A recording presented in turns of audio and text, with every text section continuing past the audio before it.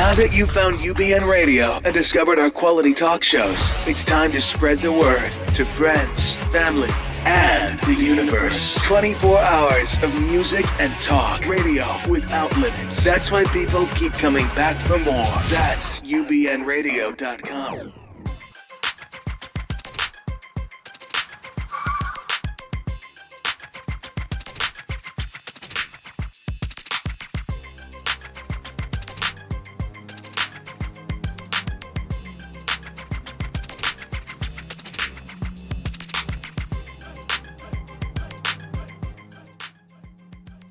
It's time for the Bonnie Sher Show, a whirlwind of wit, wisdom, celebrity, and the boomer life. With a little bit of this and a lot of that and so much more you don't want to miss, here's Bonnie.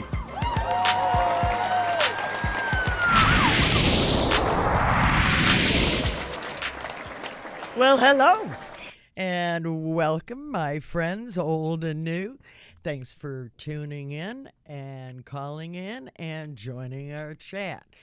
My name is Bonnie Sher, and I'm your host on the show and your guide for this 50-minute trip through Bonnieland, Boomerland, and the world of type 1 diabetes. First of all, I'd like to send a shout out and a thank you to Wayne Cobham for our super duper theme music. Thanks, Wayne. So today's itinerary includes a conversation and a chat with phenomenal music man Billy Stritch. I'm so jazzed. And then we will be chatting with our type 1 diabetes guest, Karen Scott Bunnell, who is currently hailing from the great state of Georgia. And we will be discussing different questions about and issues about children with type 1 diabetes and how early to have them tested. So if you have a question, if you have a comment, please call us at 323-843-2826. Or you can follow the hashtag BShareRadio. That's #BSHER radio on Twitter. Now let's settle in and say hello to the one and the only, the incomparable Billy Stritch. Wow, what a nice crowd you've got there. I know. Well, that's because they all heard you were coming. You have no idea. Fantastic. I love it. I had to push people out of the parking lot. Oh, well, you know, it happens sometimes. I apologize to all the people waiting in the parking lot, but anyway. That's very sweet, but I know you don't really. Billy. Hey, Bonnie. Yeah, baby. Listen, I got to tell you right off the bat, you're a fascinoma. Your story is incredible. Every little piece of it, of things that one would think could never possibly happen. And somehow, some way, you've landed every one of them. And this from a small human person, a childlike person from Sugarland, Texas. Now, Sugarland, Texas, indeed, yes. And you small town Texas. And you wound up with a tip jar at 15. I kind of like that. What did your folks think about that? You know, they actually weren't quite sure about it, you know, but I seem to really have this aptitude for music from a really young age. You know, my parents, you know, I mean, listen, I never really, once I started doing it, I thought there's nothing else I'm interested in doing as a career. But, you know, I think my parents were a little bit worried about that early on until I was able to really start making a living. And then, you know, I've been very blessed and fortunate to you know, keep the rent paid doing the music because I truly don't have any other talent. So that's it. You know. Well, I'm sorry. I beg to differ because you're currently beating the socks off of me at Words with Friends. So yeah, but you have quite the vocabulary. Make money at that. Come on. Because I'm going to pay well, Bonnie, I have to say.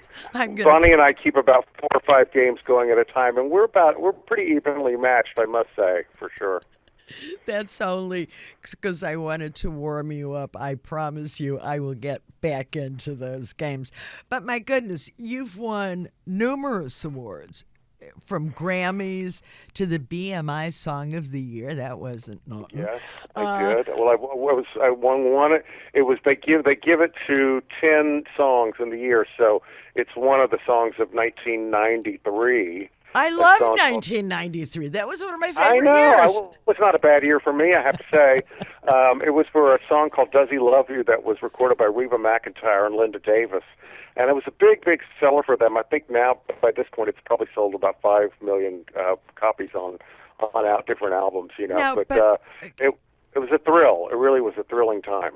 Billy, I saw, though, that when you wrote the song, you wrote it with it as a pop song in mind. I did. I had a cabaret group. I started in Texas, right? And I had a vocal group. It was me and two girls, and it was called Montgomery, Plant, and Stritch. And you know, the song "Does He Love You" is a duet for two women. One plays the wife, one plays the mistress. They're fighting over the same man. So it was a great song for the act, you know, because I had these two girls. And so we wrote the song. Me and my co-writer, Sandy Knox, wrote the song around 1985, 1986, and performed it in clubs, you know, performed it in New York and all over Texas and every place we were working. And then it was several years after that in Nashville that the song was discovered by Reba McEntire. So it took on a whole second and bigger life. But it was not written as a country song. They kind of put a little bit of a country sound to it, a little bit of steel guitar and guitars and all that stuff. But, you know, a lot of the best country songs are very pop anyway. You know, they kind of cross over into that. So, anyway, and the song, if people are Reba fans, they certainly know the song because it's one of her biggest songs for sure. That's pretty exciting.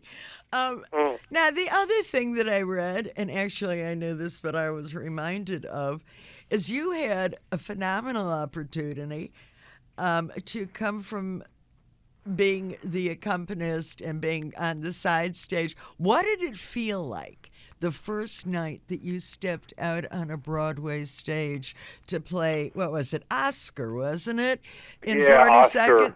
In 40 Very seconds? small role, but there are no small roles, dear.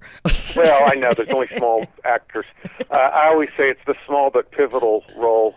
But right. I was very fortunate to be cast in the Broadway revival of the great musical 42nd Street, which was done originally in 1980. It had a very long run through the 80s, and then they revived it in 2001, and that's the production I was involved in. So I was the onstage pianist. I got to play a little bit for all the dancers, and I got to sing a little bit. I didn't, you know, like I said, it wasn't, you know, a huge big part. But what I took from that, I mean, it was a cast of 54 people. So, you know, the best thing that I took from that is I made some wonderful friends.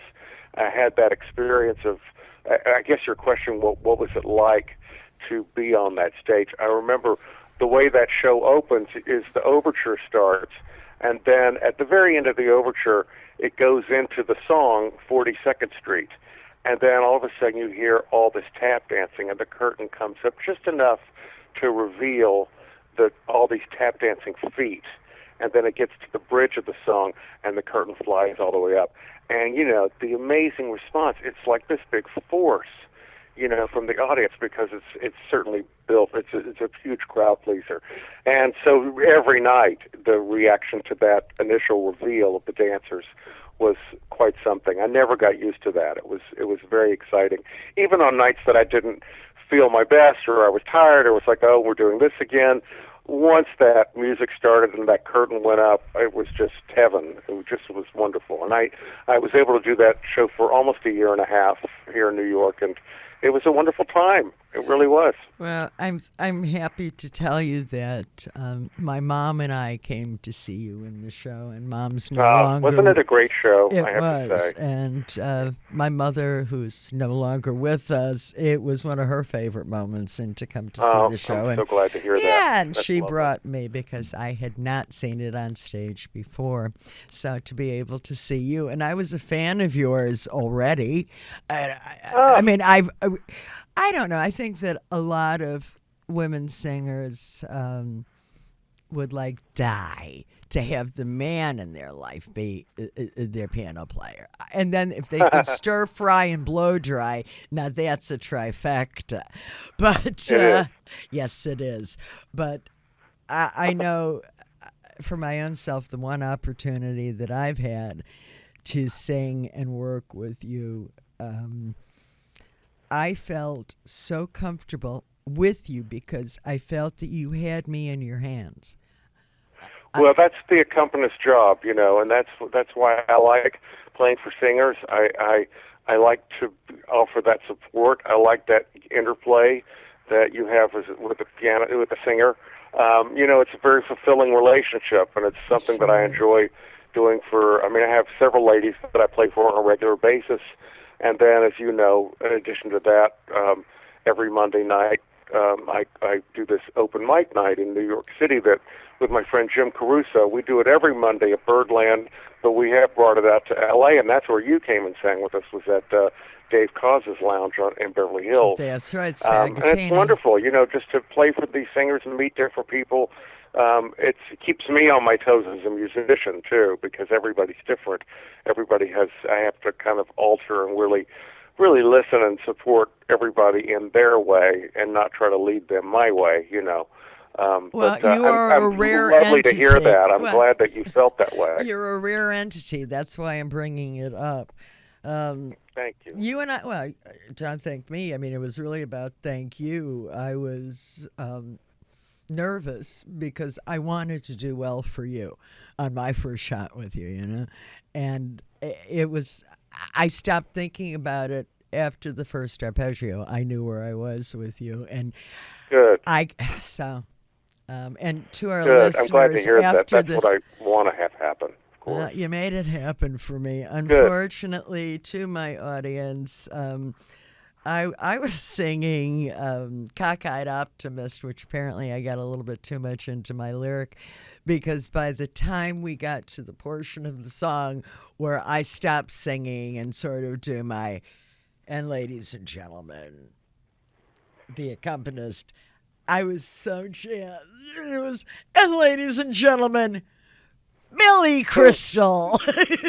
Yeah, that's all right. I've forgiven you. It took a little while, but I have forgiven you. That's when you really you were started. in the moment. It's all right. Yes, it happens to all of us. Yes, sometimes. I was. But thank you for working with me through that, too. Okay, so then moving on, let's talk about your work with Liza. I'm sure people would like to know about that. If you want to start us out, and for those of our listeners who don't know how you started out with Liza, what that meeting was about, and then the tag question to that is, of all of these years and all of these times, is there one special moment? We all have moments, okay? What's your moment? Well, Liza, I met Liza in 91. I had just come off of 9 years working with this vocal group that I mentioned earlier, and then and we had done a lot of work in New York at that point, although we were still based in Texas. So when we decided to call it a day, I moved lock, stock, and barrel. I really moved to New York. I had made so many nice connections here in New York. So, but, I was kind of starting over, and I got a job playing in a restaurant at a piano bar for a friend of mine who's still a friend, ran this restaurant, gave me 2 nights a week. And so that's where Liza and I met. She frequented this place, and one of the nights that I was playing there, she was there. And, I had seen her many times. Of course, I was a fan. I grew up being a fan of great singers like Liza and Frank Sinatra, and certainly your friend Sammy. That's the kind of music I always loved growing up. So, meeting Liza that night, we really kind of just fell into a very comfortable. It was really. People say this all the time, but it really was as if we knew each other.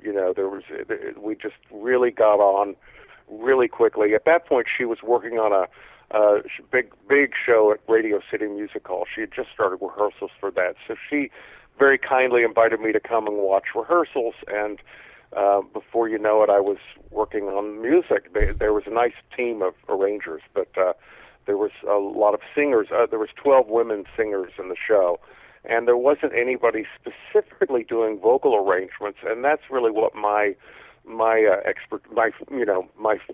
forte was. So I kind of jumped in. They would ask Fred Ebb, who was her director and writer, would ask opinions. How would you do this? And after about a week and a half, they hired me on staff too. So that was kind of the beginning of the professional relationship with Liza. Although we kind of started a personal relationship at the same time. And so now, flash forward, this coming year will be 25 years that we worked together in some capacity. There's been years that I worked strictly as an opening act for her, some years that I took off working with her and kept arranging for her. And the last, I would say, 12, 13 years, I've been her accompanist and musical director. And it's hard to pinpoint like a really top. I mean, I've been able to go all over the world and do some wonderful venues and meet some incredible people.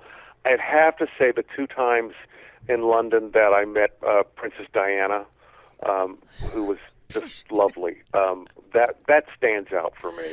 Wow. Also, the times through Liza, that I met Frank Sinatra stands out for me, and not just meeting him, but we were invited a couple times to stay in Palm Springs at the compound with he and Barbara. Yeah. So I mean, not that we hung out and became best friends or anything, but we were on the inside of the gates, and having dinner with them and their friends, and it was quite a heady experience, but it was. I remember very, very clearly. Right now I'm working on Jim Caruso and I are about to premiere a show about Sinatra next week in Toronto, and I talk about some of this in the show. About this, about meeting him and singing for him and being at his home in Palm Springs, and that personal connection that I had with him. So I would say meeting people like that, Audrey Hepburn, I did not meet Sammy because unfortunately Sammy passed away the year before I met Liza. And Liza said to me 100 times, she said, he would have loved you. I wish that you could have known him because, that was somebody she loved I wish dearly. he could have known you. Oh, yeah, I know you He knew him very well, and he just evidently loved musicians and loved hanging out late, and, I'm all about that, and I'm sure we would have had a lot of fun, together. Absolutely. Well, seeing as you brought up your upcoming dates, I want to call off a couple of them that I picked up on. Okay. So we have the one coming up on October the 15th.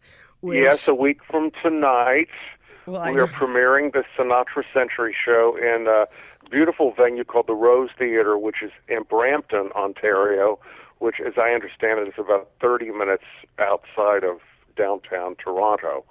So it's a suburb. I hear the theater is beautiful. I've seen pictures of it. We're really excited to be going there to do the show. And then that's the first Sinatra show we're doing. And then I see that along with Jim and the lovely Jane Monheit, you will be performing at the Smith Center in Las Vegas on October 23rd and the 24th. Right. I'm coming on the 24th, Billy. We're doing a show that we premiered here in New York last November at Thanksgiving time. It's a show called Hollywoodland, and it's a 70-minute show, and it's, Jane's such a wonderful jazz singer, but we all love great old movies, movie musicals, and so this is really it's songs from classic films, Singing in the Rain, Bandwagon, Wizard of Oz, lots of other stops in between those. Those are the kind of, we do a Fred Astaire medley. Those are kind of the anchors in the song that Jane I sings can't wait lovely. to see you dance. I know I'm not dancing, Well, darling, then I'm not coming. But I know I'm thrilled you're going to be coming. And if anyone's within driving distance or flying distance of Las Vegas, this beautiful venue, which is now I think probably about 4 years old, called the Smith Center. It's such a lovely alternative to working venues on the Las Vegas Strip, because it's a freestanding performing arts center. They spent about $500 million on this beautiful, beautiful state-of-the-art. I mean, it's actually very Art Deco, but it's gorgeous. They have 3 performing spaces, and the middle one is called Cabaret Jazz, 300 seats, beautiful acoustics. And I've been out there many times before, but this is the first time with Jane and Jim. So I'm excited to be returning there. We're going to have a great time. That's the 23rd and 24th of this month. I can't wait for that. And then I know. I'm going to give see you. I'm thrilled. Me too, Billy. And then the last show that I see on my little, not the last, but the third of the ones that I'm announcing, all you folks in Palm Beach and West Palm Beach and Palm Beach. Jim Caruso and I are in Palm Beach at the Colony Hotel in the Royal Room. It's a lovely showroom, very much kind of like the Cafe Carlisle, 100 seats. Maybe slightly less than that, actually, in a beautiful small hotel. And we'll be doing kind of what we do on Sunday nights in New York at the Carlisle, at the bar there. We do 2 sets. The first set is planned. We program it, and then on the break we go around and we take requests and we talk to the people in the audience, and then we come back and we put together something very impromptu. So we're going to be there 2 weekends. It's the last weekend of this month, which is 30th and 31st, and then we'll be returning the following weekend, which is November 6th and 7th. Right. Yeah, at the Colony Hotel. So if anyone's in that area, West Palm Beach, Fort Lauderdale, Jupiter, anywhere around there, it's very easy to get there, and it's a lovely night out, I promise. I know it will be. Before we let you go, can you let people know, please, how they can follow you? A Twitter or website, those kinds of. Yes, I have a website, Billy Stritch, STRITCH.com, which is in the process of actually being revamped.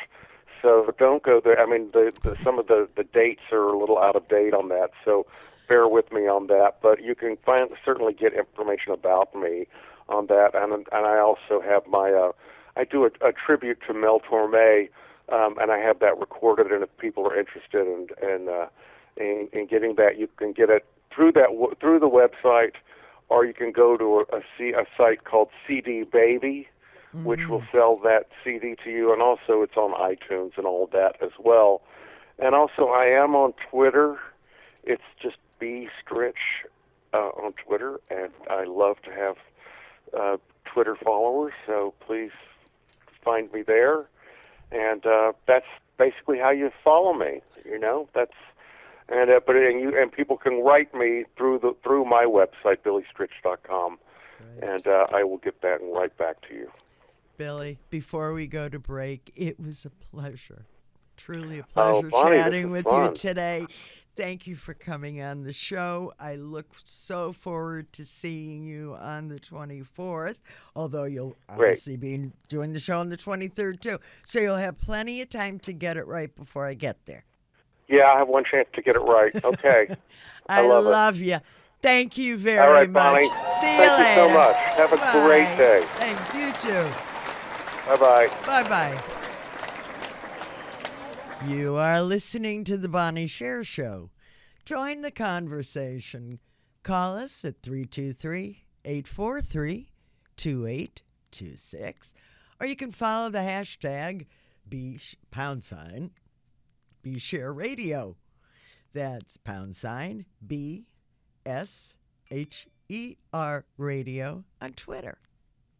Coming up, Inside My Blue World, plus a shout out from my soapbox, which is my take on who got it right and who should be ashamed. Let's go to the break with one of my favorite tunes. This song is dedicated to all of us in the Type 1 community. It is Josh Groban's Not While I'm Around.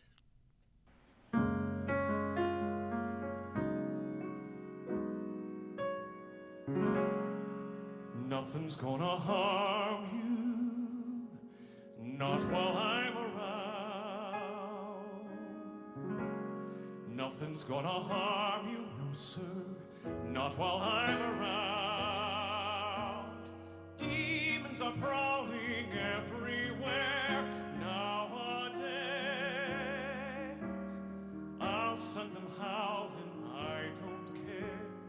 I've got ways. No one's gonna hurt you, no one's gonna dare. Others can desert you, not to worry, whistle, I'll be there. Demons will charm you with a smile for a while, but in time, nothing can harm you, not while I'm around.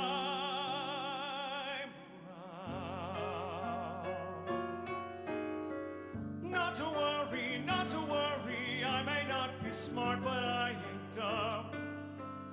I can do it, put me to it, show me something I can overcome.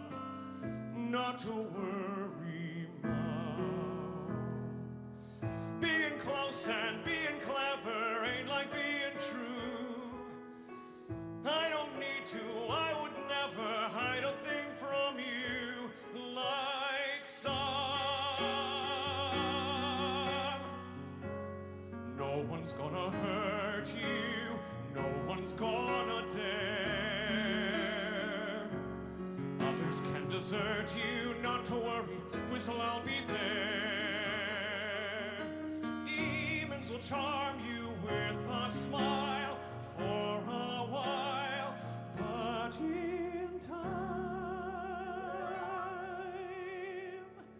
nothing's gonna harm you, not while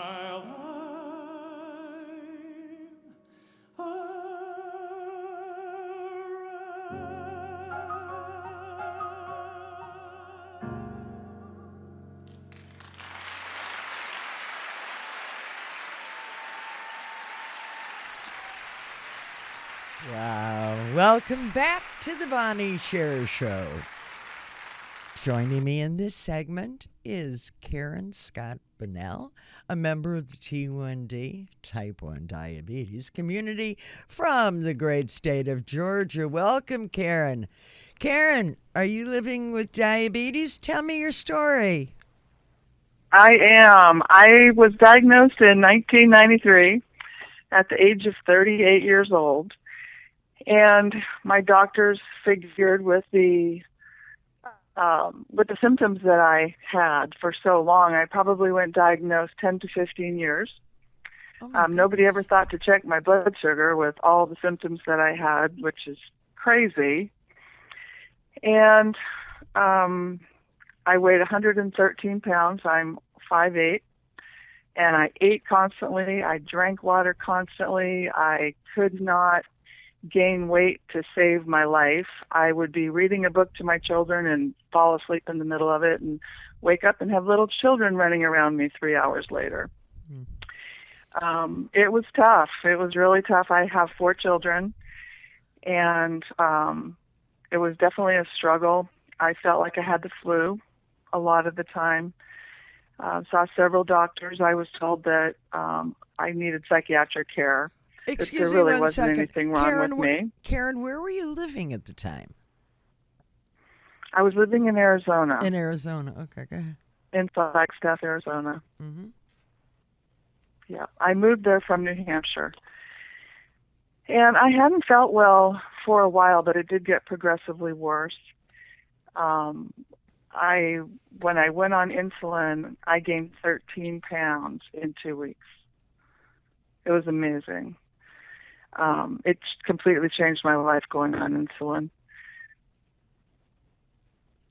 And, okay, so, I had a totally different story in that I was diagnosed as, when I was 15, and I kind of didn't have that much of a life before. Whereas at 38, that's a major, major lifestyle change, headspace change, social change. How did you handle that? Oh, when I was first diagnosed, I felt like, well, first of all, I went in complete denial. That's a good complete denial. Yeah, there's just no way, because there's no history in our family. So there's no way that I can be diabetic. They've made a mistake. And it was discovered because I took a life insurance blood work test and I flunked. My blood sugar was so high. So I thought, okay, this has to be a fluke, you know. So I went in and I did the fasting blood sugar. Oh, it was still really high, of course. So I went for about, probably about 8 months and did nothing. Did absolutely nothing. I did, like, you know, eat less carbs and stay away from sugar. Didn't drink juices, but it didn't make a difference. So when I finally did go and see the endocrinologist and he put me on insulin right away, I thought I had been handed a death sentence. I was devastated, completely devastated. Very, very worried about my children, which all 4 of them are fine as they're adults. You know, they're doing fine. But I just thought that my life was over. I truly thought my life was over. I understand that feeling. Again, I was much younger at the time, so I didn't really think that my life had started yet, you know, because I was, you know, my biggest concerns were, okay, I'm about to be able to go and start dating, and everybody's going to get to eat cheeseburgers and French fries and have a Coca-Cola, and, well, I would get to have a green salad with 0-calorie dressing. Well, welcome to the world of, I hated it. But, you know, I was a youngster. I really didn't understand what was ahead of me. And in terms of facing the C word, which is complications, I, you know, like most teens, I was totally omnipotent. Nothing was ever going to happen to me. So I would imagine that as a later developing type 1, there are different fears, different concerns that you would have certainly as a mom. Now, by the time you were 38, am I correct in assuming when you were diagnosed you had already given birth to the 4 children, or did you go through any of your pregnancies as a diabetic? No, I had already had all 4 of them. Okay. I had.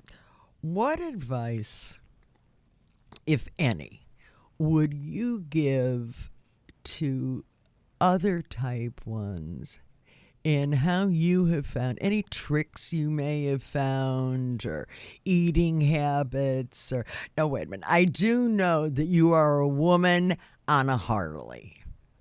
So that already tells me this is no easy walk in the park, babe, with you. You're a woman of strength and you're a woman of resilience. I can't even ride a bicycle. Okay, so you sound like you're pretty strong type there to start with. What keeps you up at night? What would concern you at night? What concerns me at night? Having low blood sugars, having high blood sugars, wondering. I still, after all this time, go through, okay, my blood sugar is really good when I'm going to bed, so I did the right thing at dinner, but what's it going to do during the night? Right, well. And I do wake up. I don't even wake up to test my blood sugar. I wake up because I'm stressing about it. Well, stop that. You know. Just stop that. I know. It's what it's going to do. You can't fight it. You know, there is that crazy thing of the blood sugar spiking early in the morning, no matter how tightly we try and control. There really is no such thing as control. We can just do the best that we can. I'm going to ask you now to let's go inside my blue world for a few minutes and listen to some headlines that are making diabetes news. And then I'd like to get your thoughts. So let's take a listen. Hello, and welcome to the My T1 Group podcast, Inside My Blue World. I'm your host and Type 1 Diabetes Crusader, Bonnie Sher. This is my weekly share. 5 headlines from around the globe and across the net. Some may pique your interest, inspire, or frankly tick you off, but all are topics for discussion with our diabetes care team and the T1D community. You can find the links on my blog at BonnieSher.com. This week, the importance of testing for type 1 diabetes in children as early as possible. I dedicate this post to 2 young lives gone much too soon. It breaks my heart knowing that 1 drop of blood or a bit of urine could have saved them. My first headline share is Child Diabetes Signs and Symptoms from Medical News Today. The article reports that in too many cases, children with type 1 diabetes are not diagnosed until they are seriously ill. A delayed diagnosis can lead to diabetic ketoacidosis, known as a DKA, which is the leading cause of mortality in children with type 1 diabetes. My second share is from Insulin Nation, How to Detect Type 1 as Early as Possible. The article provides a summary of a Swedish-based study to determine the signs of diabetes development in young children before symptoms appear. My third headline is from the Diabetic Journal and is the reason that I am doing this post. In heartbreak heard around the world, the passing of 5-year-old Casey J. Terry and 4-year-old David Brown, the second within a day of each other, are wholly preventable tragedies. In both cases, medical personnel failed to diagnose type 1 diabetes until it was too late. May these sweet angels rest in peace. My next share is Test One Drop, a nonprofit organization dedicated to stopping delayed and misdiagnosed T1D. They want medical personnel to screen blood or urine samples for glucose levels at all well care exams and before diagnosing sick patients with a common illness that might mask or mimic type 1 diabetes. They want you to know the similarities between the symptoms of type 1 diabetes and common illnesses such as influenza, strep, and viral infections. What happened to Casey and David must never happen to another child. My last share is a change.org position. Make it mandatory for doctors to test infants and children for type 1 diabetes. Not one more, Casey. Not one more, David. Let your voice and your signature to this petition today make that difference. Well, that's my weekly share. For the links to these headlines and articles, visit my blog at BonnieSher.com. Until we meet again, may your A1Cs be low and your resilience high. You still with me, Karen? Did we misplace Karen? Here I am. Yay, there you are. Okay, Karen. Karen, I hope I'm not disclosing anything that you wouldn't want me to, and I sort of asked you if this was okay. I have to say that one of my biggest concerns as a T1 is the fear that either my son or my grandchildren would develop T1.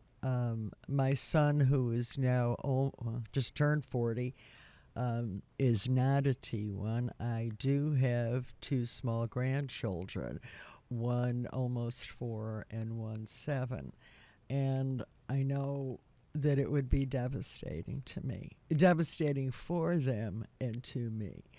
I have also found out from speaking with you that you have experienced already my greatest fear, and that you have a grandchild who is now 12 and a half, is that? And Yes. that she was diagnosed 6 years ago. How did you handle that, Karen? Well, interestingly, I have an amazing daughter and son-in-law. And Savannah was very thin, and they noticed that she was falling asleep in front of the TV after dinner. And she was coming to my house to spend the night one night, and they asked me if I would check her blood sugar. Had you noticed anything on her symptomatically? I had. I had just started to notice right about the time that they said something to me. So I checked her blood sugar, and it was 650. And I, texted my daughter immediately, and she called me. And she called her doctor. They live in Hawaii on Oahu, and they have great health care there. And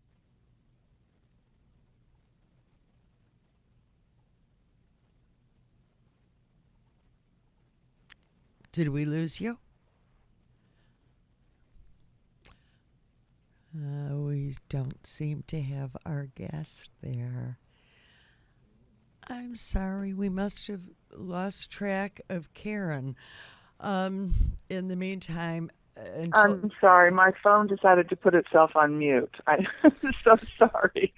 I wish my dog would learn how to put himself on mute. My type 1 diabetic dog. What can I tell you? I don't have kids with diabetes. I have a dog. Oh, God.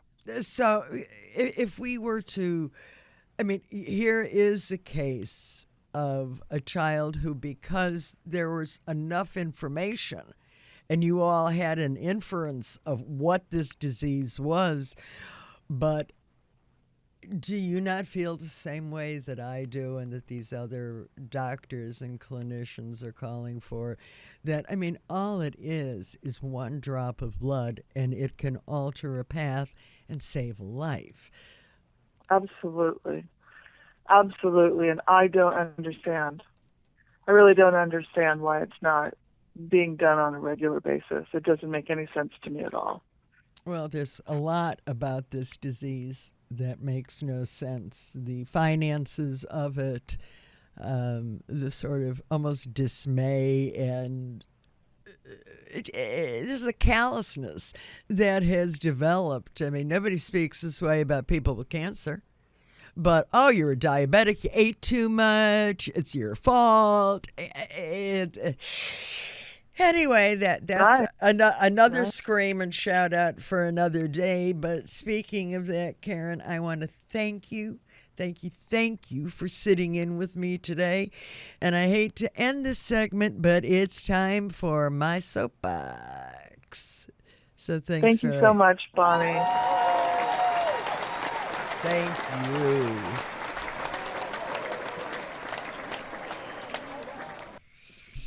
Now, first, I'd like to give a shout out to the 30-year-old Army veteran Chris Mintz, who shot at numerous times and suffered 2 broken legs while he was trying to protect others from the gunman at the Umpqua Community College last week.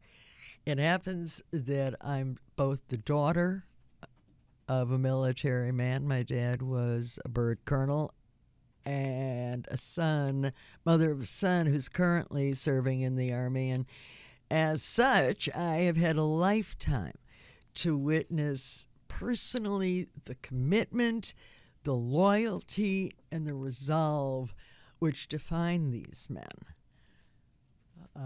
Chris Mintz is a fine example of this.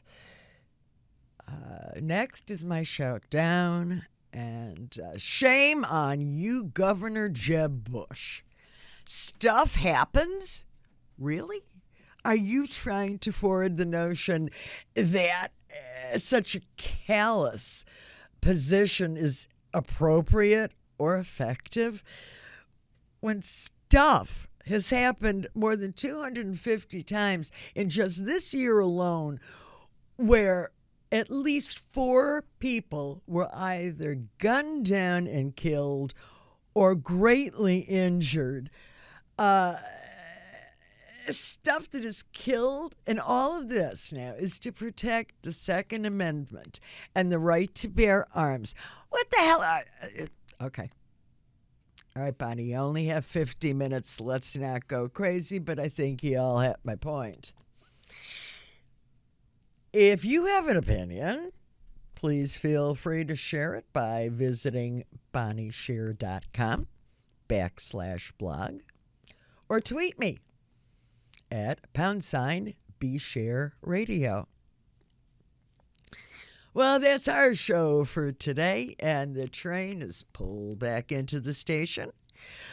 Board again next week, and for another 50-minute trip through the land of Bonnie, through Boomerland, and through the type 1 diabetes community. Good show thing. The show's almost over. I've forgotten how to talk. You can follow me on Twitter at the number 1 Bonnie Sher, BONNIESHER. And if you would please like the Bonnie Sings Lena, that's LENA, Facebook fan page.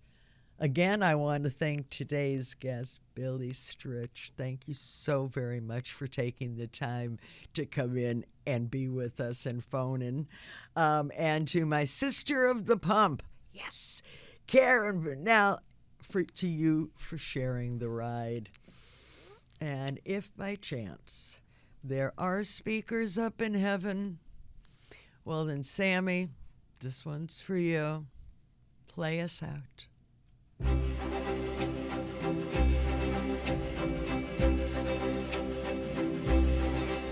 Whether I'm right or whether I'm wrong, whether I find a place in this world or never belong, I gotta be me. I gotta be me. What else can I be but what I am? I want to live, not merely survive. And I won't give up this dream of life that keeps me alive. I gotta be me. I gotta be me. The dream that I see makes me what I am. That faraway prize, a world of success, is waiting for me if I heed the call. I won't settle down, won't settle for less, as long as there's a chance that I can have it all. I'll go it alone, that's how it must be. I can't be right for somebody else if I'm not right for me. I gotta be free. I've gotta be free. Daring to try to do it or die. I've gotta be me. I'll go it alone. That's how it must be. I can't be right for somebody else